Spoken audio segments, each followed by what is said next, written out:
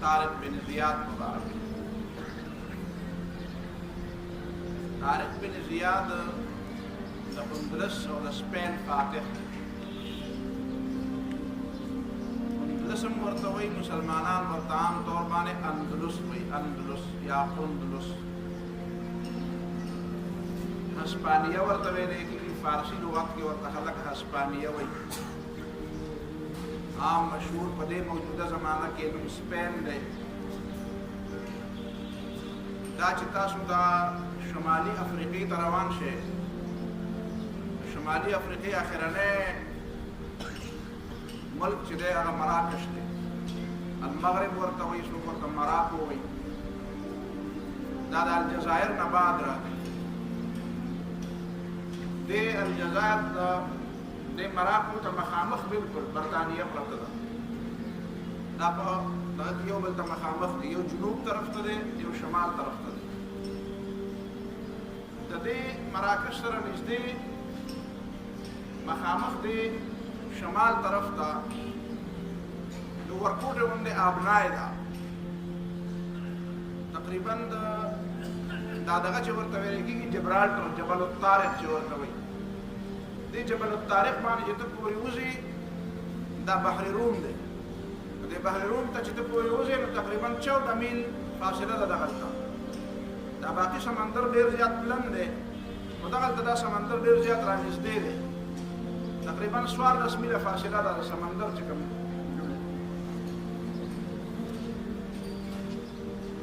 دا مراکش چې دی د دې شمالي افریقې تر آخري حده پورې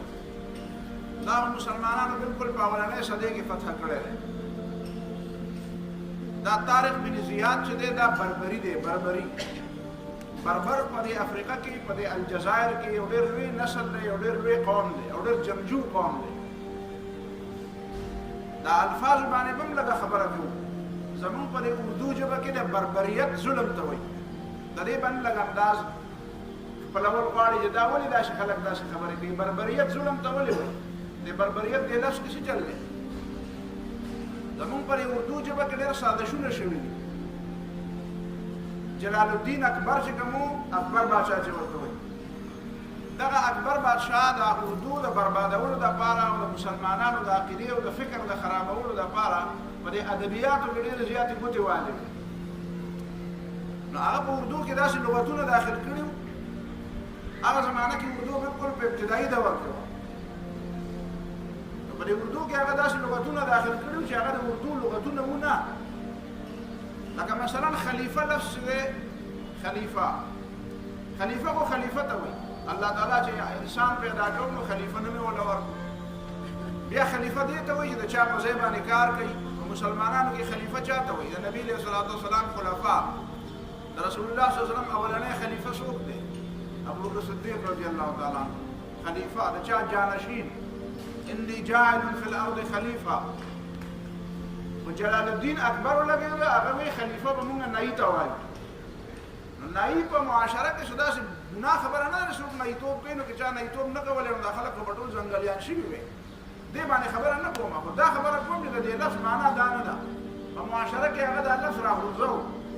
د دې لفظ هغه اهمیت یې ختم کړی. خلیفه به د دې نه بعد نایي ته ویلې دي. حلال خور یو لفظ. حلال خور څه معنا ده؟ حلال خور چې حلال خوري. جلال الدین اکبر وایي چې حلال خور به بنګي ته وایي. بنګي نه چوړېږي، دا صفایي چې کوي غیر مسلم. حلال خور دا په اردو کې د الفاظ راغلي. قل اعوذي، قل اعوذي،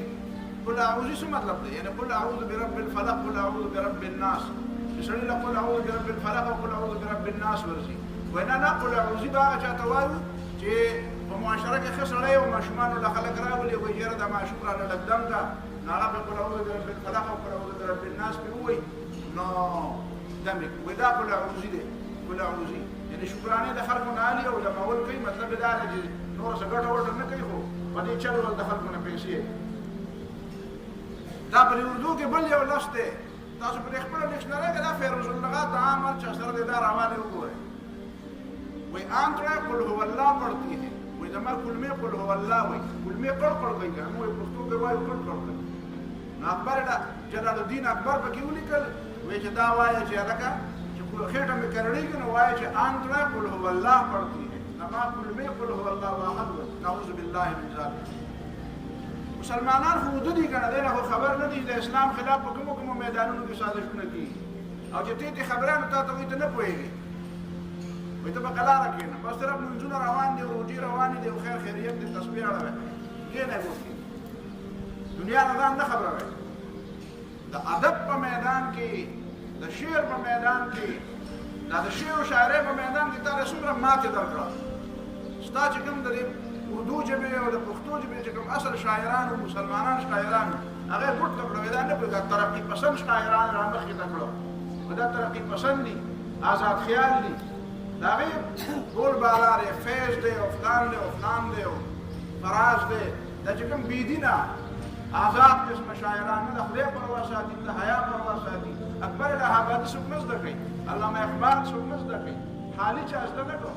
الطاف حسین حالي خلک نه پیژني چې څنګه خبره کړې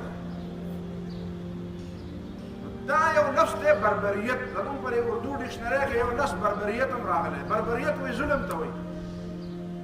باربر تاسو پیژنئ باربر شاه دا اصل کې حقیقت کې دا انګریزان دلته چې راغلل هغوی د هغه د بربر نه هغوی ته پته وه چې دا سپین زموږ نه بربریان واخیستی دی او هغه انتهایي جنګجو خلک دی انتهایي داسې خلک دی چې د هغې مقابله حقیقت دی که تاسو د سپین د فتح دا ټول تاریخ بیا تاسو ګورئ که نه په سپین باندې چې چا څومره لیکل کړي بې شمېره کتابونه پرې خلکو لیکلي دي هغې کې دا ده چې دا طارق بن زیاد د فوجونو مقابله په یو میدان کې چا نه ده کړې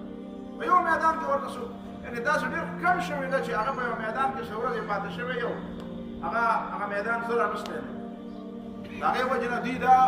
چې یاره دا بربریان خو به د دې معنا خو دا ډول غټ ظالمان دي دوی مخې ته څوک نشي ټینګېدی دوی خو نه د اصولو پابند دي او نه د څه ضوابطو پابند دي خو دې در باندې دره نو بس ځان دې بچ کوه دا یې د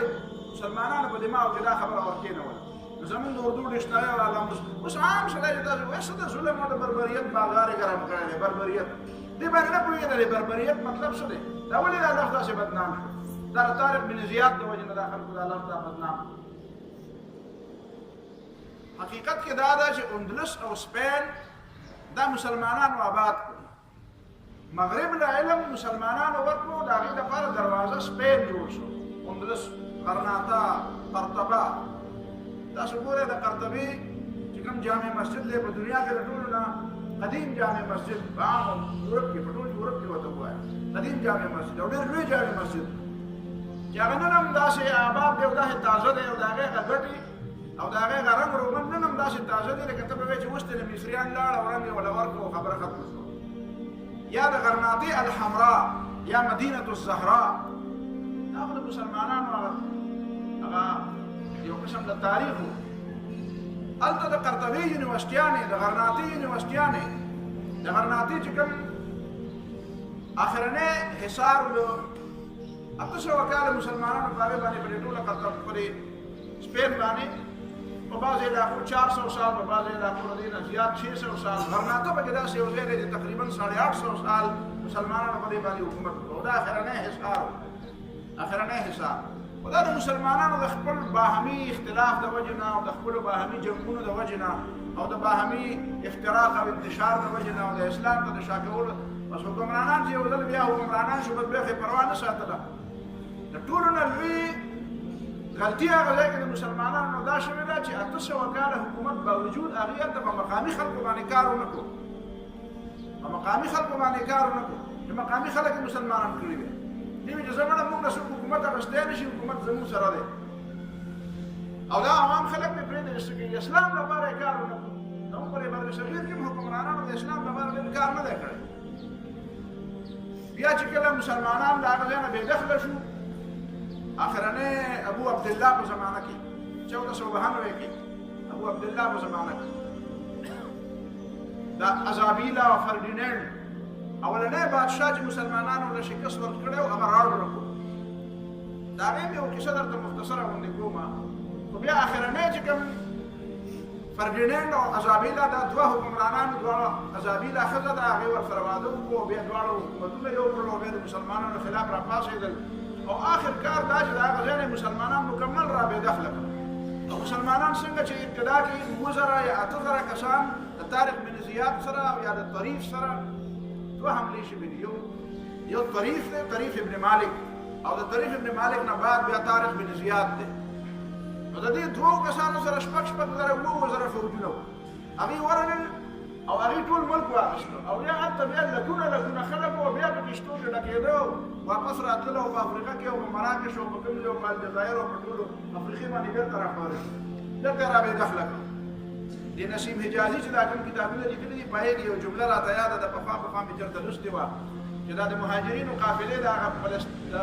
سپین نه بېرته را روانه وې، د یو ماشوم پکې خپل مور او پلار ته کیسه کوي، وایي چې بابا ما ته خو دا په تاریخ کې لوستلي دي چې دا مسلمانان چې دلته راتلل شپږ 9,000 کسانو او د هغه ځای نه راغله، د پردي وطن نه راغله او دا وطن یې قبضه کړو او زموږ د 800 کاله راشي وطن دی او په لکونو یو په لکونو او بېرته واپس را روان یو. دا څه چل دی؟ خو ډېر لږ وو دا ملک یې قبضه کړی او موږ ډېر زیات یو د وطن نه واپس شو. هغه ورته وایي چې هغه داسې خلک وو چې هغې دنیا خرڅه کړې وه، آخرت یې غوښته او موږ آخرت هغه خرڅ کړی دی او دنیا غواړو. موږ په دنیا باندې مین یو، موږ جهاد پرېښودی دی، موږ د مرګ نه یېرېږو. هغه د مرګ نه یېرېده، په مرګ پسې ګرځېده. هغې ته الله تعالی فتح ورکړه او موږ د دې فتحې باوجود هم دارې واپس را روان یو. او بیا په هغه ځای کې بیا هغه تاریخ بیا تاسو ګورئ د انکویزیشن چې ورته وایي، انکویزیشن چې دا مذهبي عدالتونه چې خلک به عیسایان کېده، دې به ورته وایي ته مسلمان به یا به دلته اوسېږي نو عیسایي به اوسېږي او یا د دې وطن نه به ځې. نو ته به ورته وایي زه عیسایي شوم. نو ته یاره ته عیسایي شوی یې خو ته سم عیسایي نه یې، ستا نیت کې داسې نشته، ستا نیت کې اوس هم موږ ته تور دی. نو هغه چې مرتد یې کړه کوم مسلمانان، هغه مرتد مسلمانان یې هلته برداشت نه کړو، هغه مرتد مسلمانان یې برداشت نه کړو. بهرحال اوس خو دور بدل دی. تاسو به حیران شوي یې چې په غرناطه کې چې هغه اخرنی حصار د مسلمانانو هلته لوی لوی جوماتونه جوړ شوي دي. هغه قرطبه کې تقریبا د 100 نه زیات په ټول سپین کې جوماتونه دي، مسلمانان پکې اوس هلته اوسېږي. اوس هلته بیا د الله اکبر اوازونه هم شته او لمونځونه هم شته. بېرته یو خبره یو دور بېرته راغی، خو دا دور ډېره موده بعد راغی. 1492 نه د اوسه پورې علامه اقبال رحمه الله متعلق راځي چې دې مسجد قرطبې ته تللی و. نو هلته دوه قسمه خبرې دي، مختلف قسمه مورخینو خپلې خبرې کړې دي چې یاره مسجد قرطبې ته ورغی نو هلته پولیس مانه اجازت وغوښتو چې ما ته اجازت راکړه دلته یو 2 رکعته لمونځ کوو. نو هغه ورته وایي چې زه ولې نه د خپل باس نه اجازت لرم. نو دی چې د باس نه اجازت تللی دی نو هغه هلته ورغلی دی 2 رکعته لمونځ یې کړی. بیا ورته وایي چې هغه باس راله اجازت رانه کړه. هغه ورته وایي تا له اجازت در نه کړو، ما ته اجازت میلاو شو، ما ته لمونځ وکړو. چا وایي چې نه بلکل نه دی کړی لمونځ. هلته چې په سپین کې چې اندلس کې چې علامه اقبال کوم نظمونه لیکلي دي، هغه نظمونه ووایه د جوانان، خامخا دا نظمونه ووایه. وادي الکبیر په دې دغه کې په دې دا میډرډ چې ورته وایي په دې کې یو منځ کې یو دریاب راغلی د بره شمالي علاقونه او غربي علاقې دي، واورې پکې کېږي. هغې ته اوس هم وادي الکبیر وایي. دا الف لام دا لفظ چې دی دا اوس هم هلته د عربو هغه نښې اوس هم هلته دي. او علامه اقبال خو وایي چې هلته د هغې خلکو په هغه سترګو کې د عربو هغه وینه ځلیږي. وایي اوس هم داسې هلته پته لګي یاره د دې خلکو دا رنګ ډنګ د دې نورو یورپیانو نه بلکل جدا دی. د دې دا رنګ ډنګ او د مخ دا شکل او د اندازې او د سترګو د اندازې، دا د ناستې پاستې اندازې، دا د ملاوېدو اندازې. په هغه علاقه کې تاسو زیتون وګورئ، په هغه علاقه کې تاسو نور داسې څیزونه وګورئ. د مسلمانانو ډېر زیات نښې نښانې پکې هلته دي. دغه سپین مسلمانانو ته هم ډېر لوی قوت ورکړو او یورپیانو ته هم ډېر لوی قوت ورکړو. دا هغه زمانه وه چې په یورپ کې علم چا نه پېژندو، په یورپ کې چا علم نه پېژندو. دا خو د سپین د وجې نه مسلمانانو دا علوم د مغرب ته ورغلل او د باقي یورپ د مسلمانانو د علومو نه خبر شو. دا د دنیا دا اوسنۍ تاریخي چې کومه ده دې باندې یوازې د مسلمانانو خبره نه کوم، غیر مسلم خلکو په دې باندې لیکل کړي دي، غیر مسلمو خلکو په دې باندې لیکل کړي دي چې دا مسلمانانو دا علم چې دی دا موږ ته د یورپ د سپین په ذریعه باندې راورسېد. گویا کې د سپین فتحه په حقیقت کې د دې جدید دور بنیاد، د دې جدید علومو بنیاد. دا طارق بن زیاد تا ته ما ووایي دا د بربر د نسل نه او د ده چې کوم باس و یا د ده چې کوم پیر و یا د ده چې کوم مشر و د ده چې کوم قائد و هغه و موسی بن نصیر. موسی بن نصیر. دا موسی بن نصیر دیم د غلام زوی و. دا نصیر هم غلام و. بیا د دا زوی موسی د دې مراکش د المغرب کې دی، د دې ګورنر د بنو امیه د طرف نه، د دې ولید د طرف نه، دا کوم ولید چې د بار بار نه زور، د دې ولید د طرف نه راغی دی ګورنر. ته چې کله راشي چې دا مراکش علاقه د الجزایر علاقه چې دا چې دي مسلمانانو قبضه کوله او فتح کوله، نو دې ته به ډېر زیات مشکل و، ځکه دا بربر قوم چې دی تا ته ما وایي دا ډېر سخت قوم، ډېر جنګجو قوم. چې کله دا علاقه دوی فتح کړه، نو دا موسی بن نصیر حقیقت کې لیډر دی.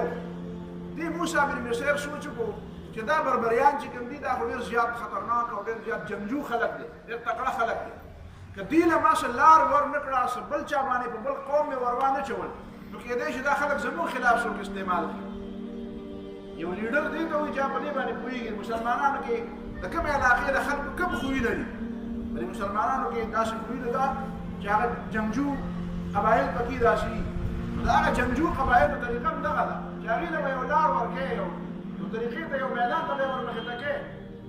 علامه اقبال چې ویلي دي که نه چې مصر بکف مو لڑا دے کسی بلا سے مجھے، مفاہمت نہ سکا جبر و ناروا سے مجھے، مصر بکف مو لڑا دے کسی بلا سے مجھے. کله کله چې سړی دغه ځای ته ورسي چې هغه وایي چې یاره بیا یو جنګ میدان ته ورتلل غواړي، نو هغه له به یو میدان ورکوې، یو لار به ورله ورکوې، که نه نو الټه کېدای شي ستا خلاف بیا خلک استعمال کړي. نو دې موسی بن نصیر رحمه الله سوچ وکړو چې دا طارق بن زیاد کې خو ډېر زیات صلاحیتونه دي. نو دې په دې سپین باندې او په دې اندلس باندې ور اچول غواړي. په دې موقع کې چې ته دا منصوبه جوړوله، په دې کې په دې سپین کې دننه تا ته ما وایي وړې وړې حکمرانې وې، وړې وړې بادشاهۍ وې، عمرا چې به ورته وي، لکه زموږ په دې علاقه کې نوابان. دا بر صغیر د انګریزانو په زمانه کې دا ټول بر صغیر تقریبا 1500 فوشا نوابې وې، وړې وړې. زموږ په دې صوبه کې هم دا وړې وړې د ام نواب او د سوات نواب او د تیر نواب او د چترال نواب او داسې وړې وړې نوابې وې. نو داسې نوابې وې او په هغې کې دې دا سبته چې ورته وایي، سبته والله عالم چې اوس به څه نومي سبته. دا سبته علاقه چې کومه وه دا د مراکش ته بلکل نږدې وه، د جبرالټر ته مکمله د جبل الطارق ته ډېره زیاته نږدې وه. د دې علاقې چې کوم نواب و، د هغې نواب کاونټ جولین دا کاونټ جولین. دا کاونټ جولین چې کوم دا د علاقې نواب و. راډرډ چې دی هغه د ټول سپین بادشاه و. د دې نوابانو طریقې دا وه چې د دې ماشومان رالوي شو، خاص کر جینکې، نو دوی به هغه لېږلې دي راډرډ ته، ویې به چې یاره دوی هلته لاړې شي او هلته د بادشاهۍ او د نوابۍ ادب آداب زده کړي. نو دې کاونټ جولین یو لور وه، هغه هم ده ولېږله دې راډرډ ته،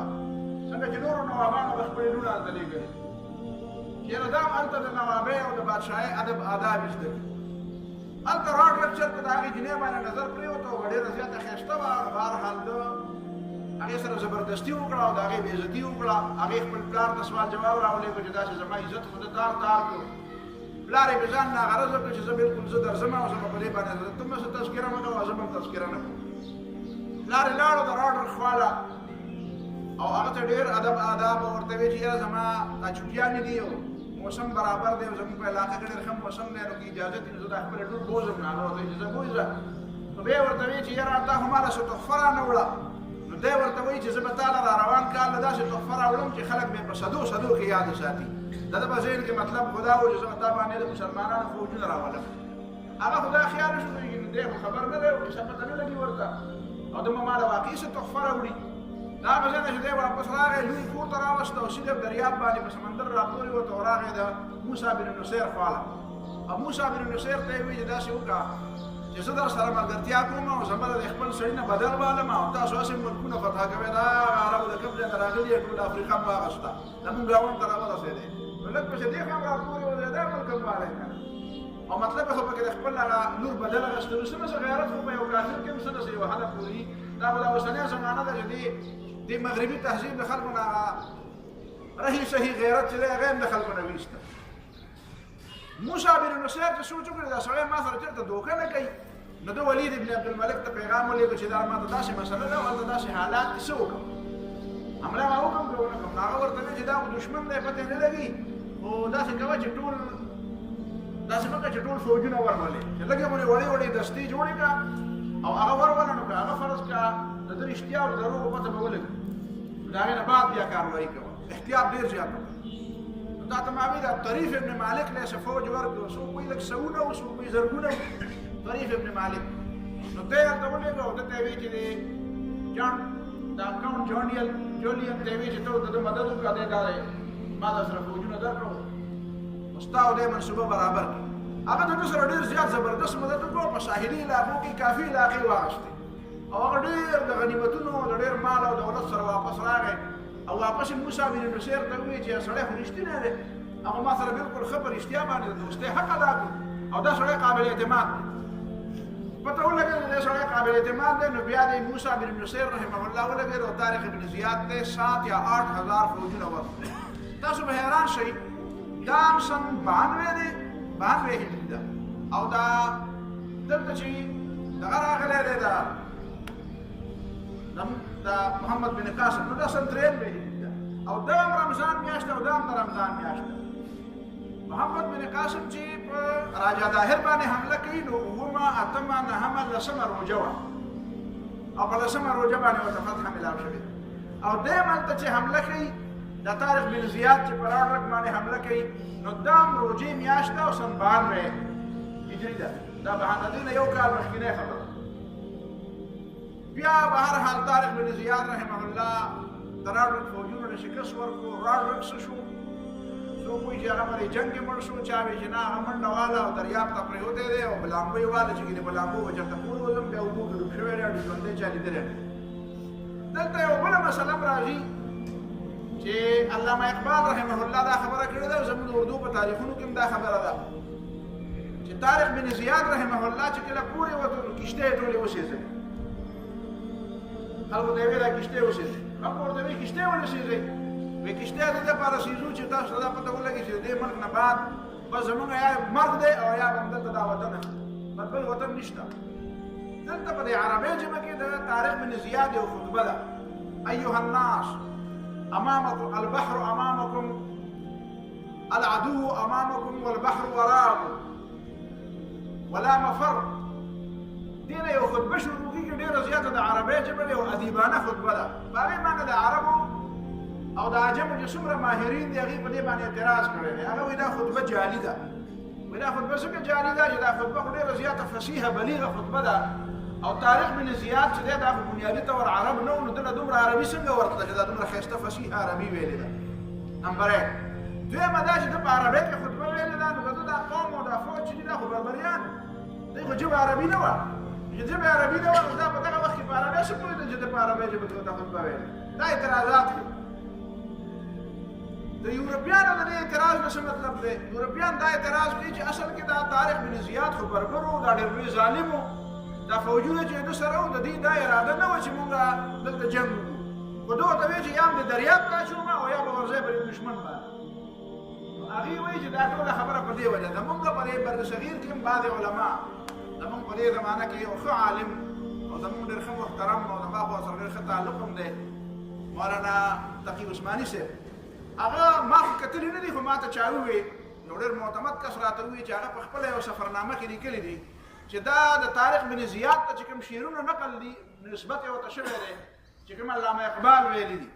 طارق چو بر کنار اندلس سفینه سوخت گفتن د کاری تو به نگاه خرد خطاس وایي طارق ابن زیاد چې کله د سپین په د سمندر په غاړه باندې کښتۍ وسوځولې گفتن د کاری تو به نگاه خرد خطاس خلکو ورته ووایي چې د عقل په توګه باندې خو دا کار تا غلط و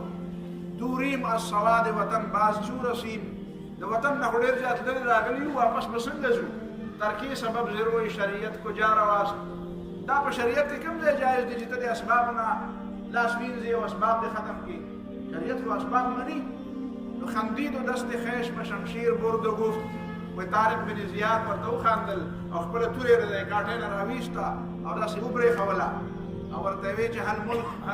ملک ماست که ملکي خدای ماست دا ټوله دنیا د خدای ده او موږ هم د خدای بندګان یو هغه هم د خدای وطن دی هم زموږ وطن او دا هم د خدای وطن دی دا هم زموږ وطن دی نو وایي چې ما خو خپله نه دي کتلي خو زما یو ډېر محترم ما ته وایي چې تقي عثماني صاحب وایي چې دا په اسلامي تاریخ کې دا خبره ثابته نه ده. زه پسې نن ډېر زیات وګرځېدم چې دا خبره په اسلامي تاریخ کې په کوم ځای کې ده. یو حواله مې پیدا کړه د الادریسي نزهة المشتاق یو کتاب دی. نزهة المشتاق الادریسي دا د سپین د فتح نه 1500 کاله مخکې راغلی دی. قدیمو کتابونو کې یقینا دا خبره نشته، خو چونکې نزهة المشتاق کتاب 6 جلده کتاب دی، ما سره شته نه او نت باندې خو مې ډېر سرچ کړو خو ما ته را پیدا نه شو چې هغه ټول ځکه 6 جلده کتاب ته خو نه شي کتلی د یوې خبرې دپاره. نو دا ما ته بیا پته ونه لګېده چې په نزهة المشتاق باندې چا حواله ورکړې ده چې هغې کې دا خبره شته او که نشته. خو حقیقت دا دی چې دا یورپیانو دا خبره لیکلې ده، نو علامه اقبال د یورپیانو نه نقل کړې ده. یورپیانو په څه خیال باندې دا کړې ده؟ هم په دې خیال یې کړې ده چې کله دا اعتراض کوي چې دا خطبه خو په عربۍ کې ده، کله وایي چې دا فوج عرب نه دی، کله وایي دی عرب نه دی. دا خبرې خو هسې ضروري غلطې خبرې دا چې د عرب نه علاوه دا د نورو ژبو چې دا کوم خبرې دي او دا په عربۍ ژبه کې را منتقلې شوي، ضروري خو نه ده کنه چې کومه خبره په کومه ژبه کې شوي سړی دې په هغه ژبه کې را نقل. دا په نورو ژبو کې دا تاریخ نه دی مرتب شوی، دا د دنیا تاریخ، دا د استار دی بر صغیر تاریخ دی، نو په اردو کې شته او په عربۍ کې شته او په فارسۍ کې شته. دا د عربو تاریخ دی، نو په انګریزۍ کې شته او په نورو ژبو کې شته. نو یو تاریخ چې دی هغه یو جمله یا یو خطبه چې دی هغه په هره ژبه کې چې په سړی د هغه بلې ژبې ته ترجمه نه شي کولی، نو ته دا ووایه چې دا د هغه ترجمې والا کمال دی چې هغه ترجمې والا داسې بهترینه ترجمه کړې ده چې هغه ډېر فصیح و بلیغ و ادیب و. نو دا خو په هغې کې ضروري نه چې خامخا د طارق بن زیاد دې خبره په عربۍ کې کړي او د هغه خلک په عربۍ نه پوهېږي او بیا دې ورته ده په بربري ژبه کې تقریر کړی دی، خو دا چې چا بلې ژبې ته را منتقل کړی دی نو هغه په هغه عربۍ ژبه کې منتقل کړو. دا خو خاص د اعتراض خبره نه ده. یورپیان چې په کوم بل اعتراض کوي هغه به دا اعتراض کوي چې دا طارق بن زیاد چې دی دا نعوذ بالله ظالم سړی و او د ده دا فوجونه چې کوم دي دا دې سپینې خیدلې وې او دې داسې اراده نه وه د دې جنګ، خو دا خو ډېر په مجبورۍ باندې او ډېر زیات په ظلم او په زیاتي باندې دې ته اماده کړه. نو کوم فوج چې هغه ته په زور باندې او په ظلم باندې دې ته اماده کوې نو ستا علاج نه شي کولی. یعنې دا خبره دا ډېره ګرانه خبره ده چې ورته وایې چې هلکه شا به یې ورځی که نه وژنو، نو ته خو یې وې او هغه په زرګونو دي. نو دا ته ویلی شي چې یو سړی په زرګونو خلکو باندې دومره جبر وکړي چې په هغې باندې بیا هغه ملک هم فتح کړي او هغې شکست هم ونه خوري. نو دا حوصله به بیا په زور ورکړه، یعنې دا حوصله ته چاله په زور ورکولی شي. ته چې په زور کوم سړی جنګی خو د هغو سپینې خوېدلي او هغو دغه نه هغه بیا الټه کېدی شي تاله نقصان. قرآن مونږ ته داسې وایي چې لو خرجو فیکم ما زادوکم الا خبالا. دا منافقان چې به دغه ته نه تله جهاد له نو الله تعالی نبي علیه صلات وسلام ته ویل صحابو ته ویل ښه ده چې نه ځي. ولې؟ وایي چې دا لاړ شي نو کومه توره به وکړي، دا خو د دې وجې د دې ځای نه د سپینې خوېدلي دي، دا خو د دې ځای نه د په زړه کې ورته اراده نشته، چې دی هلته لاړ شي نو کومه توره به وکړي. لو خرجو فیکم چې سړی نه یې وځي نو ما زادوکم الا خبالا، دا خو د تاسو نه نقصان ګوري، نو دا ښه ده چې دی نه شي.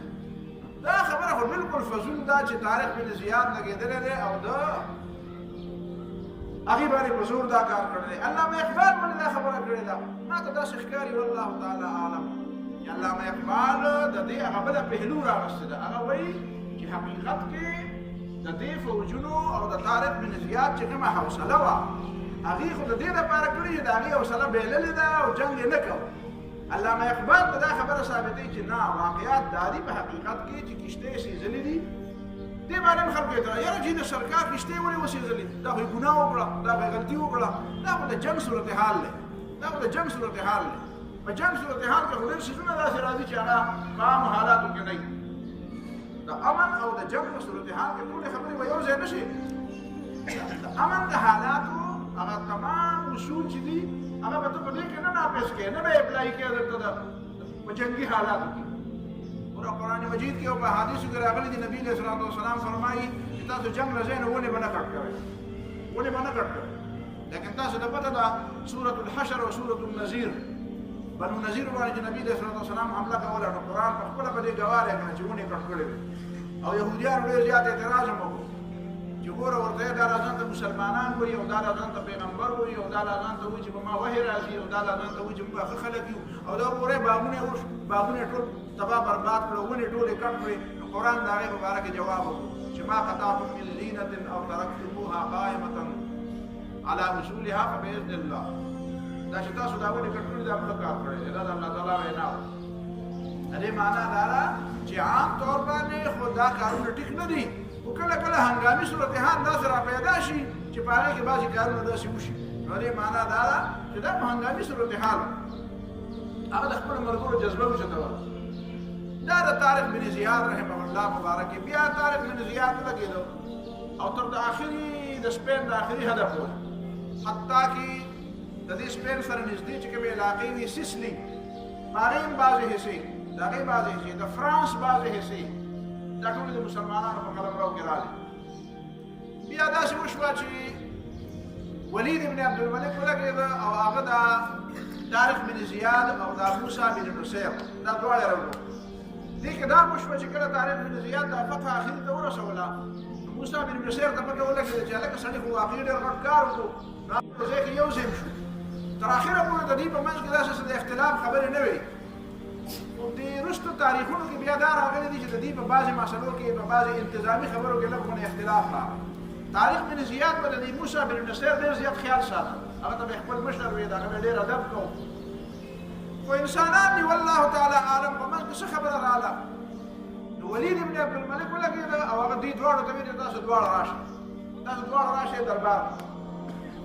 نو دې دواړه روان شو او ډېرې زیاتې تحفې او هدیې دواړه د ځان سره راوړې په دې منځ کې داسې وشوه چې سلیمان بن عبدالملک ده ته سوال جواب راولېږه دې موسی بن نصیر او د طارق بن زیاد ته چې تاسو خو را روان یې د ولید خوا له ولید بیمار دی او قریبه ده چې په د څلور ورځې شپږ ورځې کې به دی مري چې دی مري نو د ده نه بعد به زه خلیفه یم تاسو د خپل رفتار لږ سوس کې ډېر تیز مه راغئ چې دا د دې فتح دا صحرا او د دې فتح دا نوم زما وشي چې زما په دور حکومت کې د سپین د فتح خبر راغی او د سپین د مال غنیمت راغی نو چې دا زما تخنشیني کېږي نو چې دې باندې زما نوم وشي نو دې موسی بن نصیر ورته سوال جواب ولېږه چې بهی اوس هغه بادشاه دی دا د چا د مرګ انتظار خو غلط دی چې زه به دلته ناست یم او په قلاره به راسولېږم چې ستا هغه د مرګ انتظار به کوم چې څوک پورې دی مړ نه یې او ته بادشاه شوی دی نو زه به د هغه پورې هلته نه درځم هغه به ما باندې احسان کړی دی زه هغه د افریقې ګورنر کړی یم ما سره د هغه احسانات دي ما له یې فوجونه هم راکړي ما له یې اختیار هم راکړی دی ما له یې مدد هم راکړی لهذا زه خو دا نو هغه د هغه مذهب د دې نه نور هم ډېر زیات تیز کړو بهرحال ولید بن عبدالملک ته د هغه په ژوند کې دا تحفې مو ورسېدې او دا د فتح خوشخبري مو ورته میلاو شوه او بیا چې کله ولید بن عبدالملک وفات شو سلیمان بن عبدالملک کېناسته نو هغه بیا دا دواړه جیل ته واچو دا طارق بن زیاد هم جیل ته واچو او دا موسی بن نصیر هم جیل ته واچو او خپل زامن یې ولېږل هلته او هغه د مختلفو علاقو والیان او حکمرانان د دې وجې نه تر د آخره پورې په سپین کې تر د آخره پورې بیا د دې بنو امیه حکومت دلته په دې بغداد او په دې علاقه کې په دې عربو کې د عراقي کې د بنو امیه حکومت په 133 کې ختم شو خو دا آخري هدف پورې دا غرناطې پورې چې کوم حکمرانان هلته د بنو امیه پاتې شوي دا ټول د بنو امیه پاتې شوي گویا کې د بنو عباسیه دلته 500 سال حکومت وکړو هلته هغه سپین هغې بیا نه دی چړلی په سپین کې دا د بنو امیه حکمراني وه دلته د طارق بن زیاد مبارک راځي چې دی هم بیا د ژوند پته نه لګي چا وی چې یاره دی معزول کړی دی جرمانې پرې لګولې دي جیل ته یې بوتلی دی موسی بن نصیر هم داسې دی حتی کې د ده مبارکه په بعضې کتابونو کې بعضې تاریخونو دا هم لیکلي دي چې دا موسی بن نصیر په باقاعده دومره لویه جرمانه به یې ولید دغه سلیمان بن عبدالملک لګولې وه د جیل نه پرې راخلاص کړو په دومره لویې جرمانې به لګولې چې خلکو نه به بیا غوښتې پیسې به یې باندې غوښتې چې جرمانې خو لا یو طرف ته دی او د ډوډۍ لپاره راسره درک نه لګي او دغه طارق بن زیاد دا د دې بادشاهیانو دغه ظلم او دغه فساد او د هغې دغه بېدینۍ او د هغې د یو بل سره چې د سلیمان بن عبدالملک په دې کې ښه کار نه و نه د ولید بن عبدالملک په دې کې ښه کار و چې اسلام دې غالب شي او یا دې غالب نه شي خو بس خپله ذاتي بادشاهي او خپله ذاتي انا او دی سپین چې دی دا د مسلمانانو دپاره او د ټول یورپ دپاره دا یو ډېر لوی مرکز او ډېر لوی د علم د قرطبې او د غرناطې ادارې او یونیورسټیانې تاسو چې د یورپ د څومره لویو خلکو تاریخونه ګورئ د هغې ټولې ډانډې د علم دا به د سپین سره ملاوېږي ګویا که سپین د هغې دپاره د روشنایۍ او د رڼا یو قندیل و چې کله بیا په سپین کې د مسلمانانو هغه نور ډوب شو او د مسلمانانو د فتح او غلبه هغه په ناکامۍ بدله شوه او مسلمانان د هغه نه راووتل نو بیا دوباره مسلمانانو سپین طرف ته نه دي کتلي. په دې منځ کې یو اهمه خبره بله ده چې د هغې د سپین د دې فتحې سره تعلق دی او د هغې لږه غونې تذکره درته کومه. د دې سپین یو باشنده چې د مسلمانانو د مدارسو د مسلمانانو د یونیورسټو طالب علم کولمبس نوم ډېر زیات مشهور دی او هر چا ته معلوم دی، هر څوک یې پېژني. عام طور د سکول او د کالج د یونیورسټۍ طالب علم نه تپوس وکړه چې هلکه امریکا چا ډسکلوز کړې ده، هغه وایي چې دا کولمبس ډسکلوز کړې ده. حالانکه دا خبره 100% سپین دروغ دي، دا سپین دروغ دي. تاسو به حیران شئ که په تاسو کې کوم کسان یورپ ته تللي یا د چا په یورپ کې په برطانیه کې چې تاسو خپل خپلوان یې تپوس ترې نه وکړئ. ما په خپلو سترګو باندې په برټش میوزیم کې هغه کمپس کتلی دی، کمپس هغه کمپاس چې ورته وایي، هغه کومه قطبنما چې ورته وایي، چې هغه د سپین مسلمانانو جوړه کړې ده، بالکل د سونې د رنګ ده او هغه په شیشه کې بنده ده، په هغې باندې اوس هم د عربۍ لیکل دي پې. په برټش میوزیم کې هغه د عربۍ لیکل پې اوس هم پراته دي. که ته د یو انګریز نه تپوس وکړې دا د عربۍ دا لیکل پې وایي چې یاره کمپس ته ورته وایې هلکه امریکا چا دریافت کړه؟ وایي دا کولمبس دریافت کړه. زه د اولنی سوال دا وکړم دا کولمبس سره چې امریکې ته ته نو ده سره کمپس د کوم ځای جوړ و؟ دا کمپس خو له چا جوړ؟ دا قطبنما والا چا جوړه کړې وه؟ نو دی په هغه وخت کې ځان راکړ چې قطبنما خو مسلمانانو جوړه کړې وه. اولنۍ قطبنما په دنیا کې که تا کومه جوړه کړې هغه راولې. یو صاحب پکې ما ته ووایي کېدای شي چا نه به یې زده کړې وه، وایي دا د مسلمانانو دا قطبنما بیا زموږ نه پټه کړې وه، نو دې باندې خو موږ انګریزي لیکلې وه، خو دې بیا عربي لیکلې ده. ویلې موږ نه پټه کړې وه. دا وخله ما دا خو داسې دلایل دي نه، بلې حجرو کې دا ماشومان یو بل سره کېږي یا بلې کوڅو کې یو بل سره دلایل دي. دا خو داسې دلایل دي چې دا د موږ وه، خو دا موږ نه پټه کړه او عربي یې پرې ولیکله. دا قطبنما دا کمپس د مسلمانانو د لاس جوړ چې دی دا د کولمبس سره. کولمبس خو هندوستان ته راته، کولمبس خو هندوستان ته راته،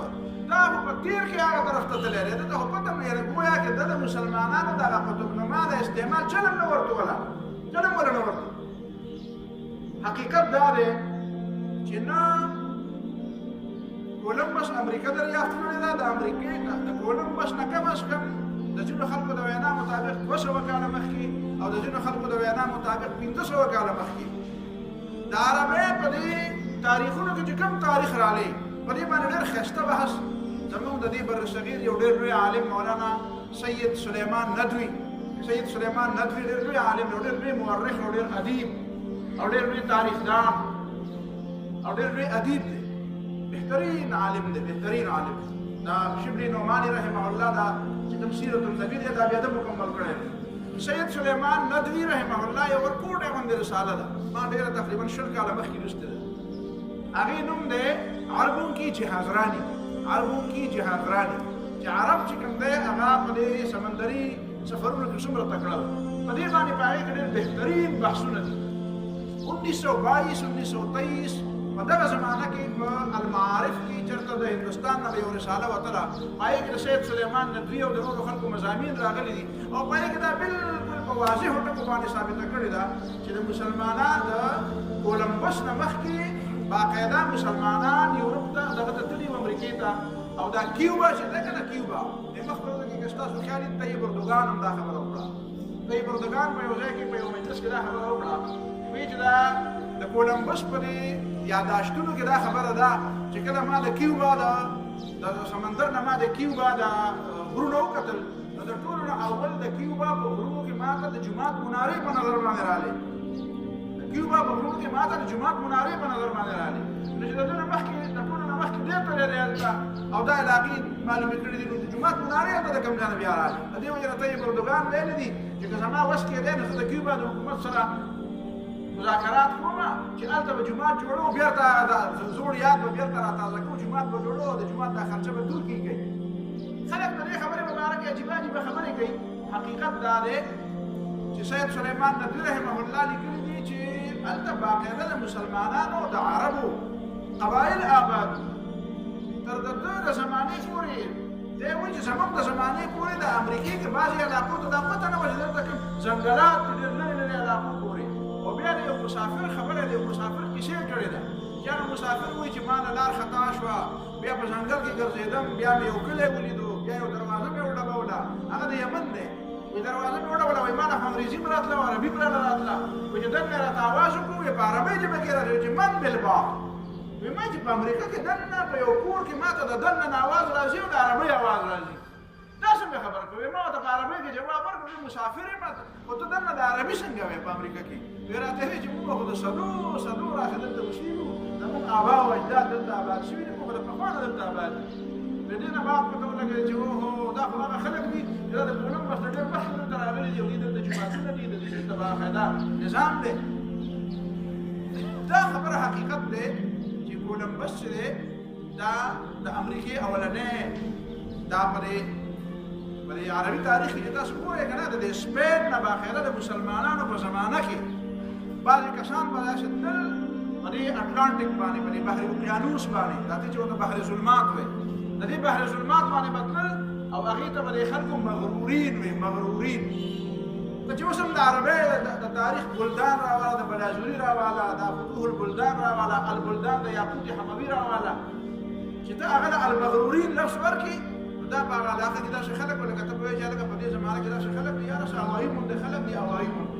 په کشتو کې کښېني او روان یې یاره وایي د دې سمندر سره لوبې کوي او په میاشتو میاشتو باندې بیا غیب وي او بیا چې راشي یاره وایي داسې علاقو ته تللي هغې ته بیا وایي مغرورین وایي مغرورین معنی دا په ځان د ډېر زیات غره دي او دا ډېر زیات هوایي خلک دی نه د ځان پر دا خلک به چېرته تله د دې عادت ده او دا به د سپین نه امریکې ته تله بلکل دغه جنوبي امریکې ته او دا به بیا واپس راته دا د کیوبا علاقې دا د مکسیکو علاقې دا ټولې علاقې دا به دې کتلې او بېرته به واپس راتلل لهذا دا خو زمونږ د مسلمانانو چې کله دا د غلبې ده او دا لشه د مسلمانانو نه ختمه شوه د جهاد هغه فکر د مسلمانانو نه ختم شو نو د مسلمانانو چې کومې کارنامې وې هغه دوی په ځان پورې ولیکلې دا چې کوم دا مارکو پولو چې وایي مارکو پولو وایي مارکو پولو څوک څه معلوم کړی دی د هندوستان او دا علاقې ده ابن ماجد اسد البحر دا هغه کتابونه به یې وکتل حقیقت کې او د هغې نه به یې اردو ترجمې راواغله د عربۍ نه به یې د انګریزۍ ترجمې را جوړې کړې او بیا به یې دا کتاب ما لیکلی دی دا راجر بیکن چې دی راجر بیکن